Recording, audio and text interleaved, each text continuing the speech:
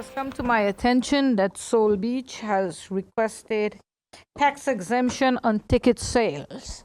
Can you tell me if this tax exemption was granted and if it was also granted for SCDF, the recent carnival? Thank you so much for your question, Bibi. I can confirm that there was a request on behalf of Soul Beach for a tax exemption specifically on TOT. That advice came in, I believe it was yesterday or definitely this week.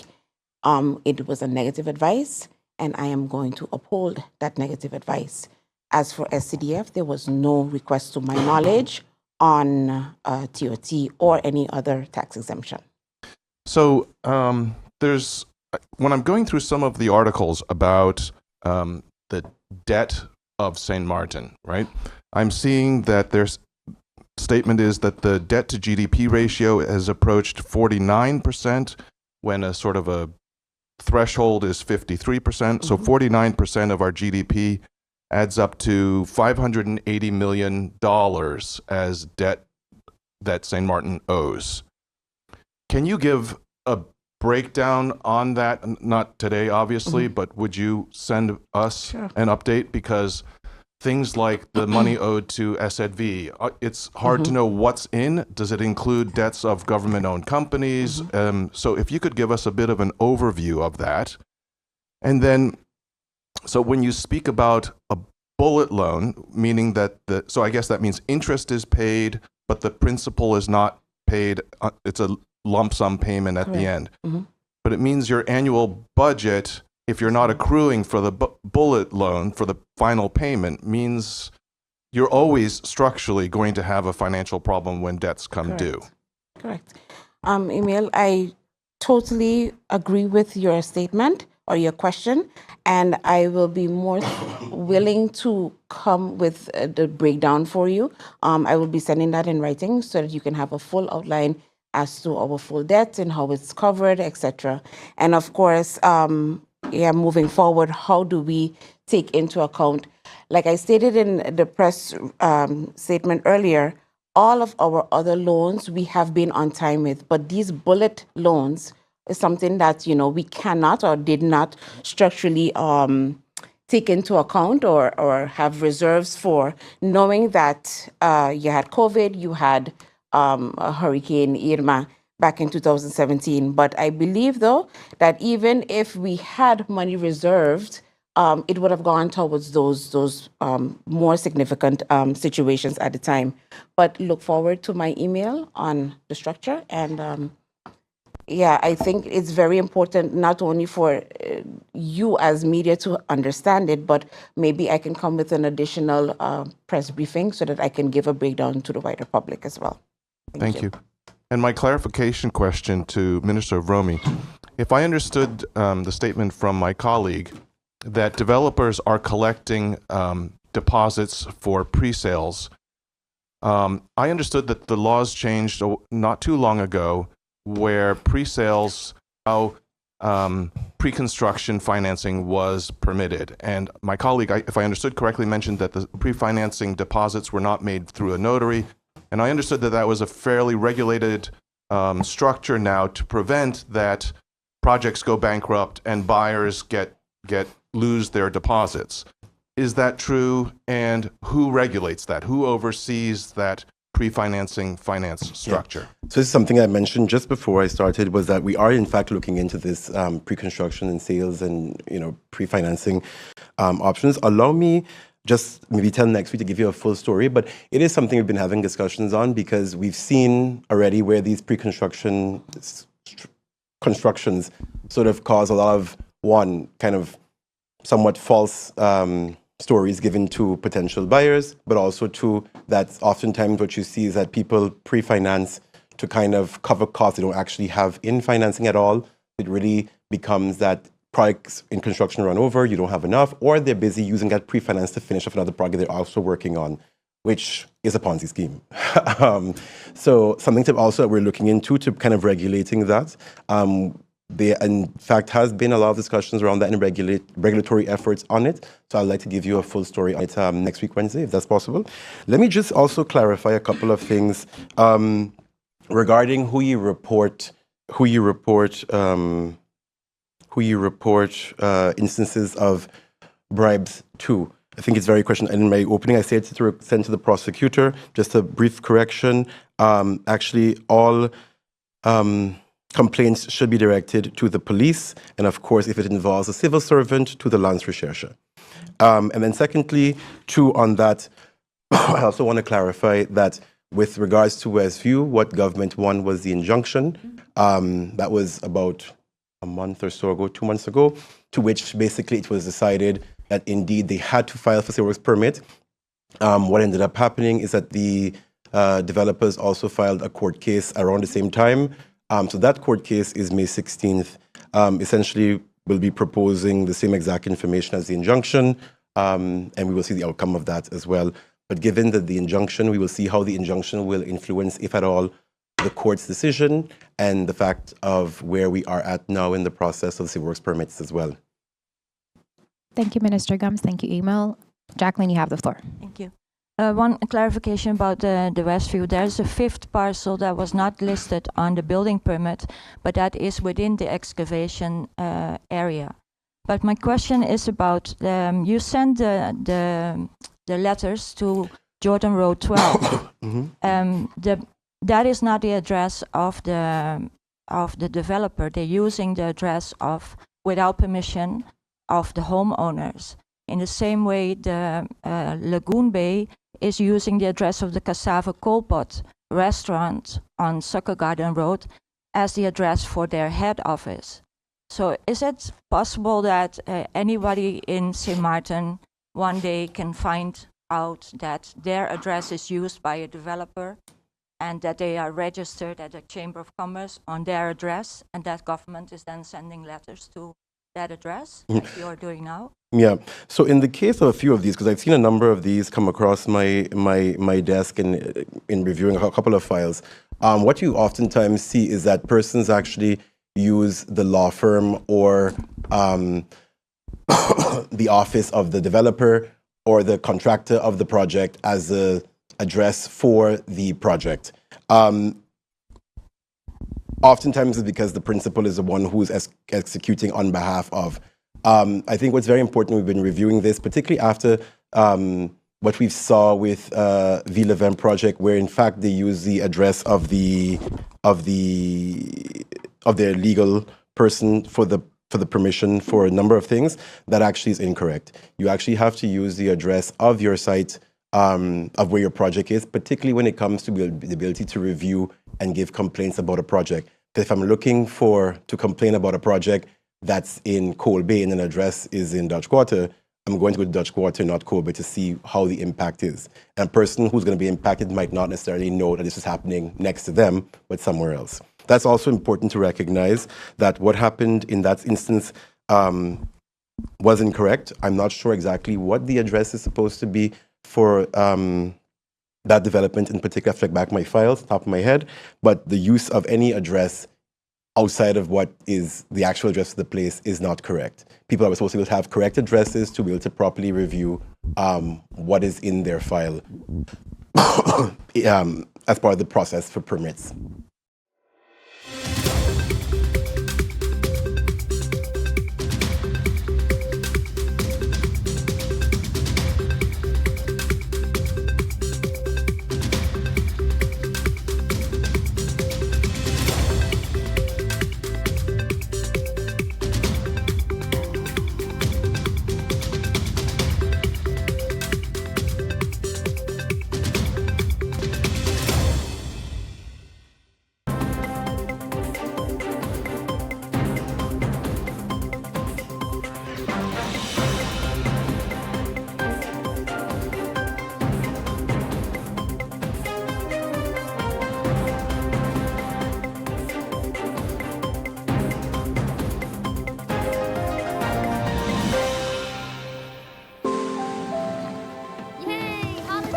How do ideas become plans?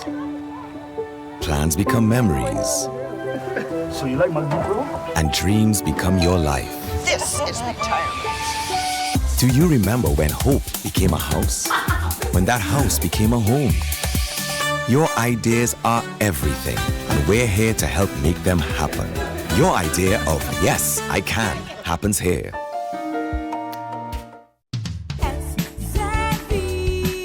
Your social and health insurance is your social and health insurances. Are you SXM insured? Do you have a valid medical insurance status? SXM is cardless. Request your My SXM account today and enter the virtual office of SXM. Go to sxv.sx and sign up now. SXM, yeah, your social and health insurances. 24/7 TV programming on www.stmartinmediacenter.com, SXM Daily News, PBS NewsHour, Now You Know, Com programs, documentary, entertainment, sports events, Saturday children's hours, religion programs, and movies. Click on SXM TV broadcast to see your favorite programs.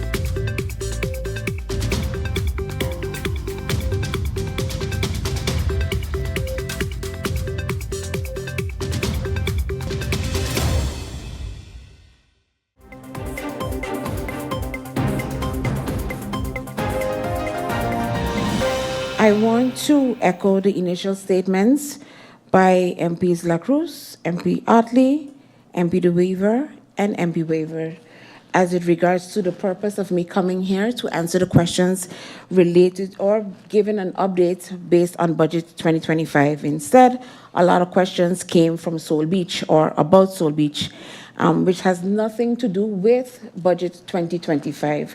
Nevertheless, I do understand the importance of the questions posed concerning Soul Beach or any other question related to Soul Beach by the honorable MPs. I understand the importance of it, and if allowed, I would like to provide those answers in writing. Madam Chair. Thank you, Minister, for that proposal. I look to the members of Parliament if that would be that we can close this meeting with the understanding that the outstanding questions will be answered in writing. And I see MP Iran. MP Iran, you may respond to my proposal to the members. MP Iran, your response. Thank you, Madam Chair. Just for clarification, typically we always say in obeys, answers, questions posed verbally are supposed to come back verbally. So I just want to know, because what I don't want to have, Madam Chair, is, especially, maybe us being opposition sometimes, is like the coalition gets to break the rules, for example, at their convenience. And then when it comes to our questions are posed and trying to do similar things is different. So is it the norm? Is it because when we ask for it in the future, it also has to be granted personally, we have a lot of persons viewing again, a lot of questions, and PD even mentioned a lot of entities. I also have a lot of foundations, NGOs tuned in, and they want to hear the answers verbally. And we have a history of getting answers, not saying particularly from the Minister of Finance, but from this government very, very late. So my preference is to have it verbally, but I leave it up to the ministers. And I would like clarification on the OVE in answering. What is the procedure typically?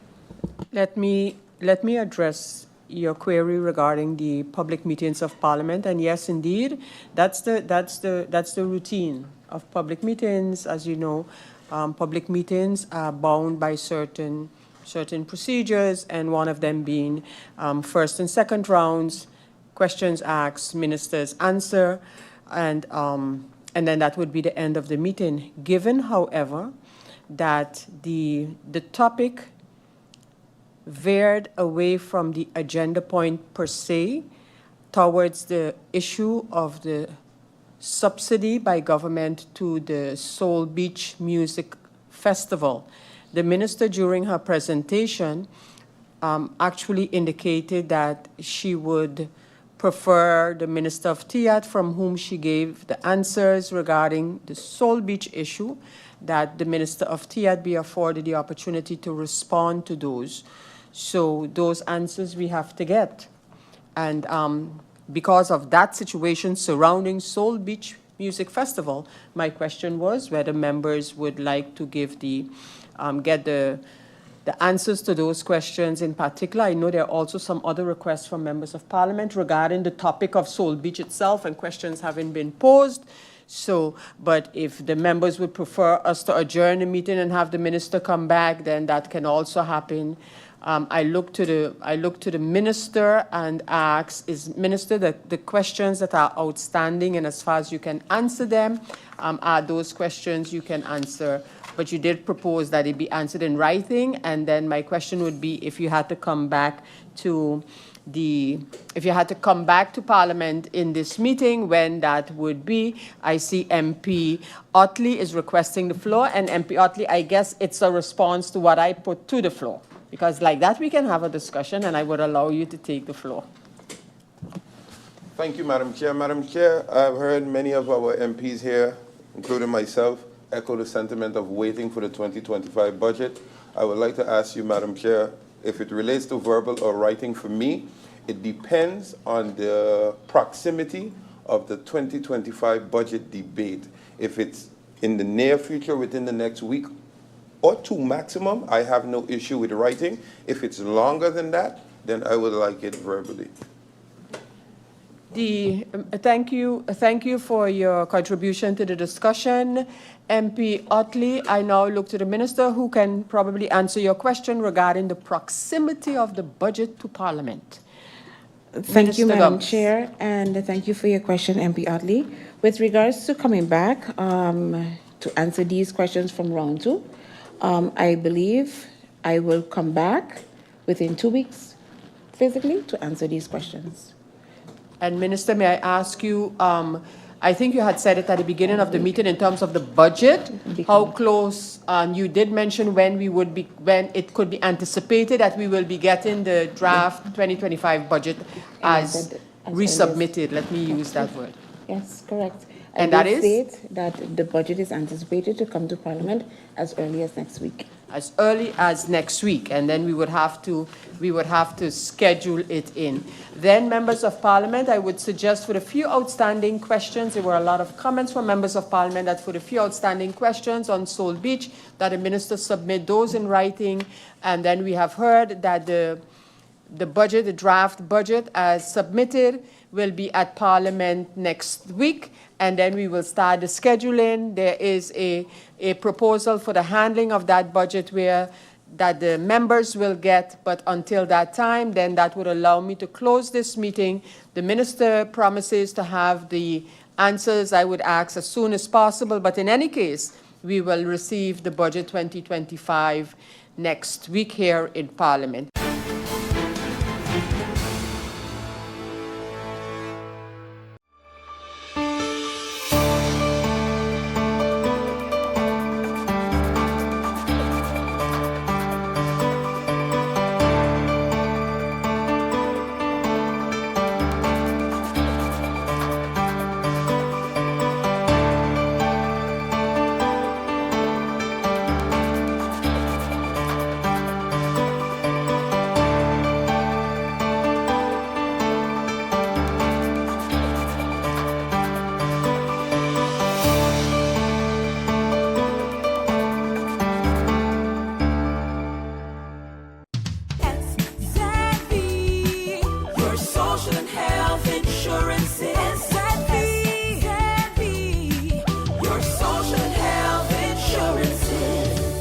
SXV insured? Do you have a valid medical insurance status? SXV is cardless. Request your My SXV account today and enter the virtual office of SXV. Go to sxv.sx and sign up now. SXV, yeah. Your social and health insurances.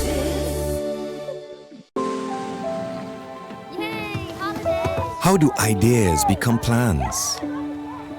Plans become memories. So you like my new grill? And dreams become your life. This is retirement. Do you remember when hope became a house? When that house became a home? Your ideas are everything, and we're here to help make them happen. Your idea of yes, I can happens here. 24/7 TV programming on www.stmartinmediacenter.com, SXM Daily News, PBS NewsHour, Now You Know, comm programs, documentary, entertainment, sports events, Saturday children's hours, religion programs, and movies. Click on SXM TV broadcast to see your favorite programs.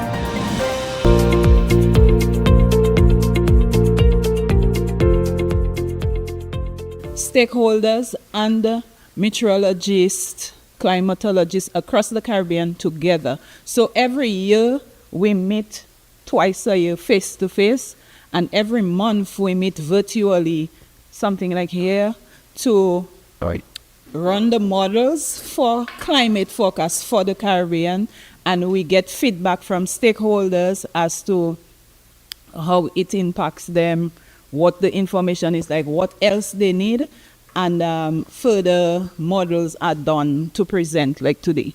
So I just wanted to show you the perspective why we are here. So we are having a local climate forum just for St. Martin. Other Caribbean islands from Jamaica, Bahamas, right down to Guyana, Suriname are doing the same. So here we are today, and based on how the feedback is, if we can have it twice a year or once a year, we'll see how we go forward. This is the first ever St. Martin's Climate Outlook Forum. Before I go to the script, I'm going to divert a little bit from the script because it's also a moment that I can take in and reflect.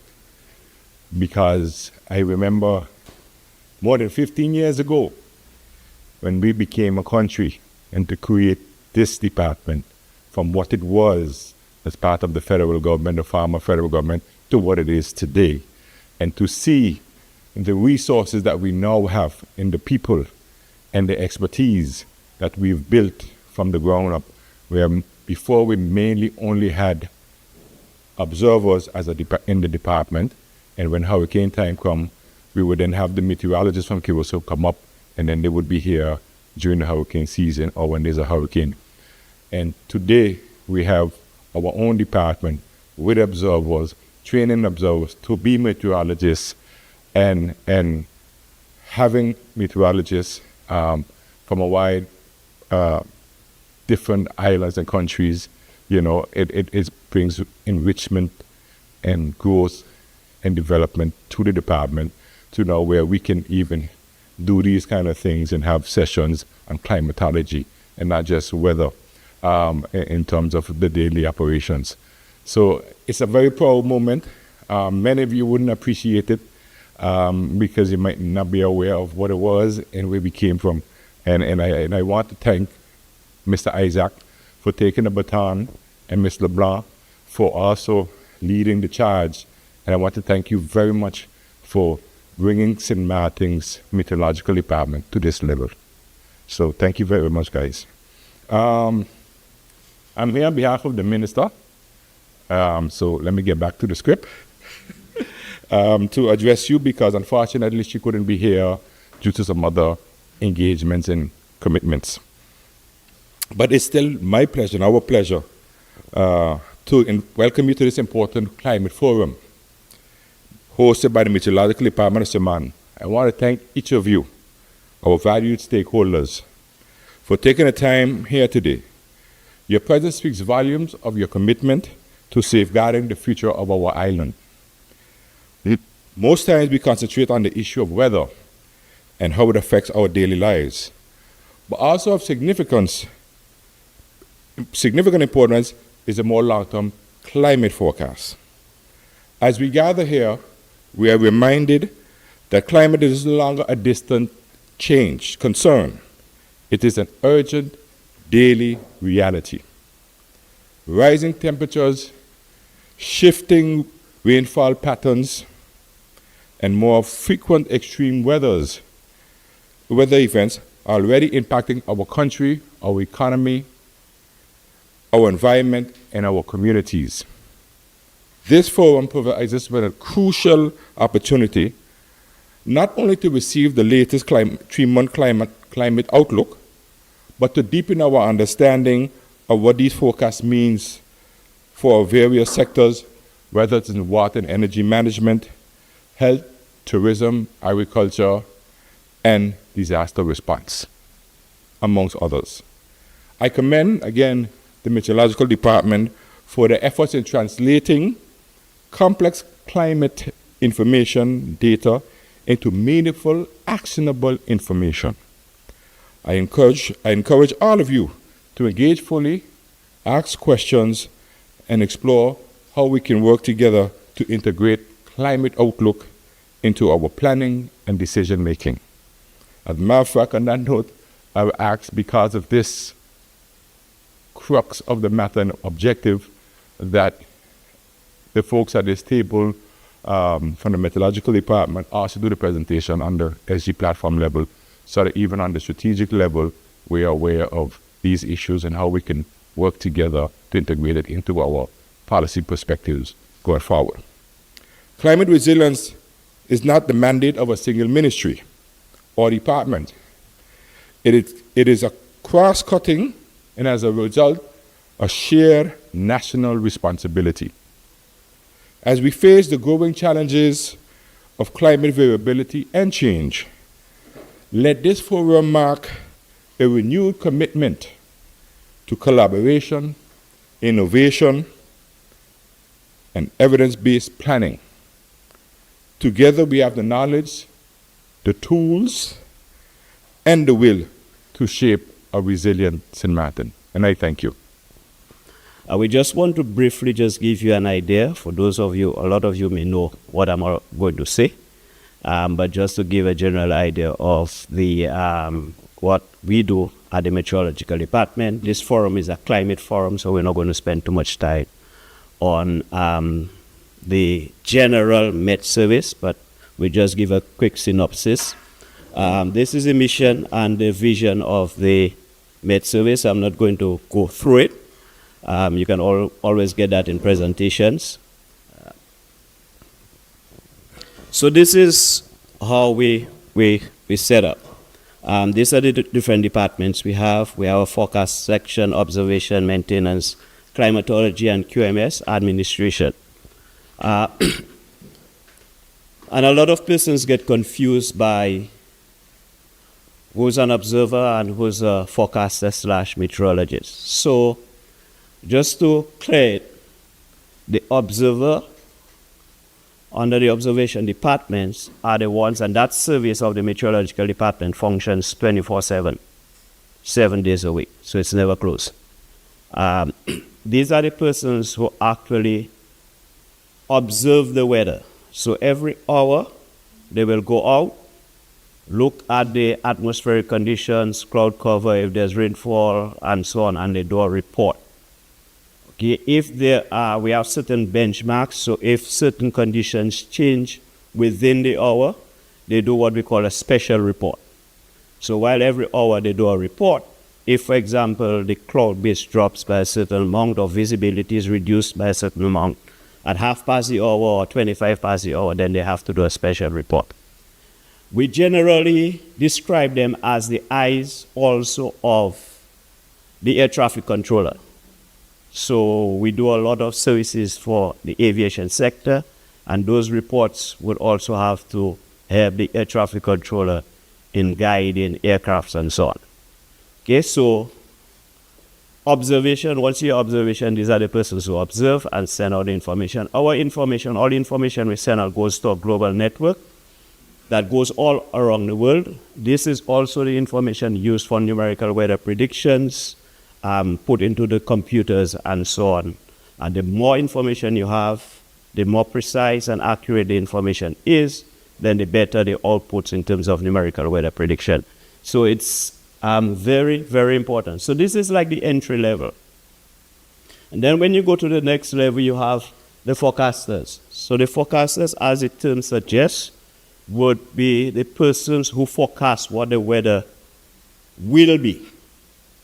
Okay, and forecast, I always have to remind people, forecast is an expectation. Although the science is getting a lot better and we're getting a lot better, it is still an expectation. It doesn't mean it necessarily will happen, because sometimes people want to tie you to a forecast, and that is why internationally you really cannot sue a meteorologist, okay? Because of a bad forecast, or we don't say a bad forecast, but we say a forecast that burst. Because basically the scientist is doing a forecast based on data and information, and sometimes, as it's not a perfect science, you get those things. So this is a graduation from here to there. What we try our best to do when people come into the system is try to train them from here to up to the forecaster's level.